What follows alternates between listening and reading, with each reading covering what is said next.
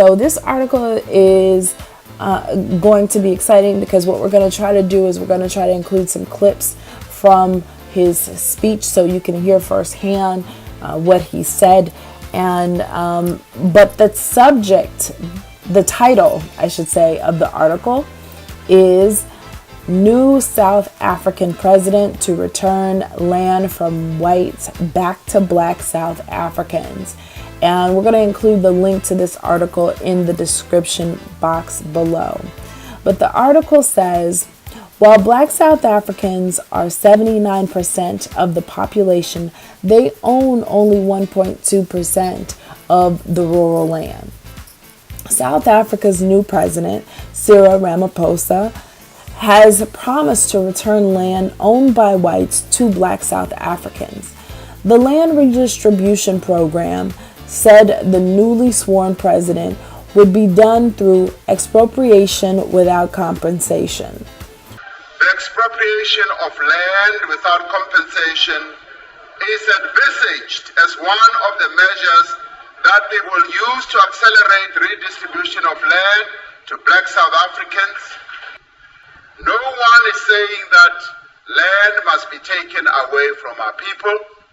Rather, it is how we make sure that our people will have equitable access to land and security of tenure. That is how we are going to handle this. We must see this process of accelerated land redistribution as an opportunity rather than as a threat. This was stated during Cyril Ramaphosa's speech to Parliament. According to a recent land audit report, while Black South Africans are 79% of the population, they own only 1.2% of the rural land in the country.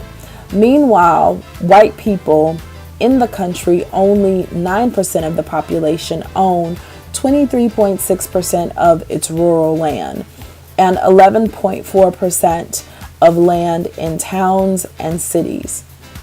In the 90s and 2000s, a similar program was carried out by then President Robert Mugabe. Unfortunately, it had led to a large economic downturn with food production plummeting in the country. As such, Ramaphosa reassured, in dealing with this complex matter, we will not make the mistakes that others have made in dealing with the question of land. There are a couple of things that I want to point out about this article. The first thing is that 79%, Black South Africans being 79% of the population, I would actually argue that that is a lowball number. I'd be very interested in who performed that land audit to come up with those numbers, because having been to South Africa multiple times, we've had multiple trips that's gone there. We've gone to different parts of South Africa, and I would argue that 79% is a lowball number in terms of how many Black South Africans actually make up the country. I would argue that it's probably a little bit more of around 90%. And I say that because the article cites that white people in the country are 9% of the population, which, I mean, so if we say that that Black South Africans make up 79% and that, white people in the country make up 9%, I mean, that's really about what, 78%. And so where is the other percentage coming from? I know that South Africa has a large Indian population. They also have a large population, well, I won't really say large, respectable number of Indians population, people directly from India. They also have a number of Chinese who are migrating directly from China to the country for a number of reasons that deals with the economy. And I'm sure that that whole, maybe what's missing is the whole colored population. They have this weird thing in South Africa where they have people of mixed race who they call colored, which is really just very, you have to be there and experience the country to have a better understanding of what that actually looks like and what it means, and the mind games that get played with the whole terminology of quote unquote colored. So I'm sure that's probably what's missing from the numbers. With that being said, the article also makes reference to in the 90s and 2000s, a similar program was carried out by then President Robert Mugabe. Just to be clear, Robert Mugabe was president of Zimbabwe, okay? And so they're referring to what Mugabe did during his time as president in the country of Zimbabwe. And so I want to be very clear because this article makes it seem as if Robert Mugabe during the 90s and 2000s was the president of South Africa, and that's not true. He was president of the country of Zimbabwe. So I just wanted to clarify that, those two points. And just say that, this is a very interesting time in the country.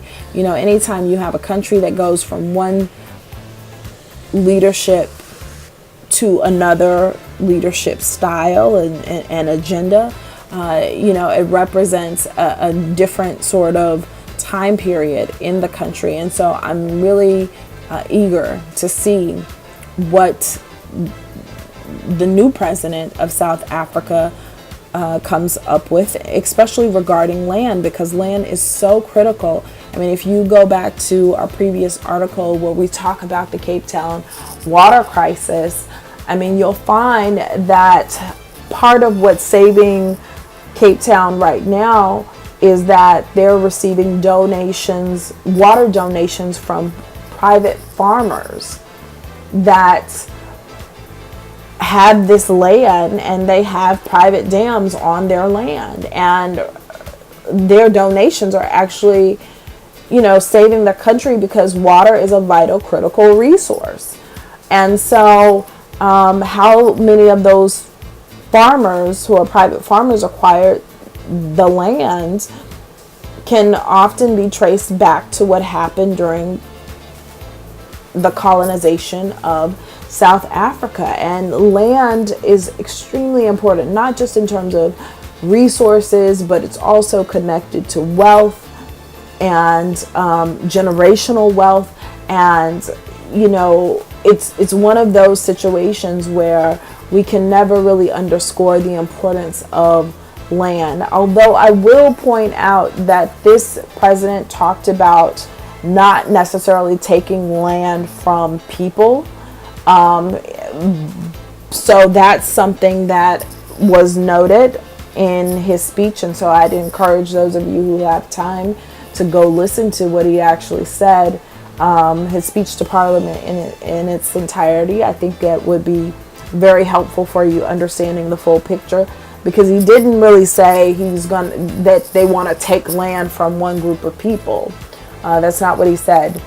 And I just want to be clear about that. Although there are some people who would interpret his comments to mean that.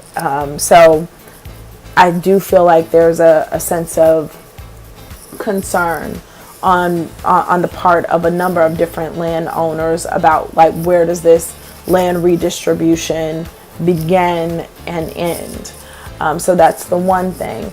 And the other thing that I found very interesting is that in his example, he mentioned how there were people who lived in District 6 who had their homes bulldozed and torn down. And that's true. That's a part of the history that happened in Cape Town. And, you know, for our trips, we definitely take people to District 6, and people have an opportunity to see it firsthand and go to the museum that speaks to what happened in District 6. But I want to be clear, because District 6 is not a part of rural South Africa. It is very much in sort of like the city of Cape Town. So I found it very interesting when the new president was using the example of land redistribution and talking about righting wrongs, that he pulled the example of District 6. And anybody who's gone to South Africa or who's from South Africa knows that District 6 is not a rural part of the country. It's very much in the city of Cape Town. So with that being said, I'd encourage you to listen to his speech in its entirety. We will likely have a trip going to South Africa, most likely probably later on this year. But I would encourage you guys to definitely take a closer look and a closer listen to the article. And, you know, this year there are a number of African countries that have new leadership. And so we'll probably do something where we speak to the new leadership and what that actually means for the continent as a whole, and the direction some of these countries are going in. Very interesting article. I'm really excited that South Africa is taking on this issue. I think it's very important to see where it actually goes and if they make good on it. And we'll definitely be watching and letting all of you guys know. So thank you so much for listening.